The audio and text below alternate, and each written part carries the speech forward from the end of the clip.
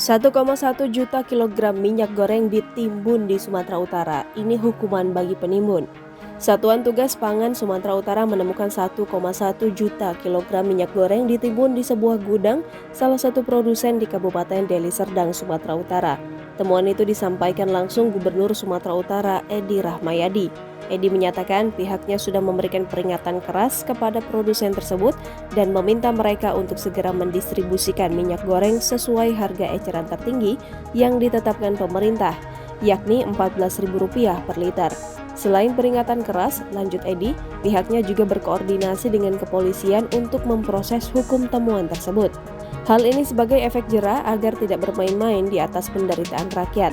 Sebelumnya pemerintah Indonesia secara resmi menetapkan harga minyak goreng Rp14.000 per liter mulai 19 Januari 2022. Untuk mencegah penimbunan minyak goreng, kepolisian sudah mengingatkan masyarakat terkait hukuman dan sanksi bagi pelaku.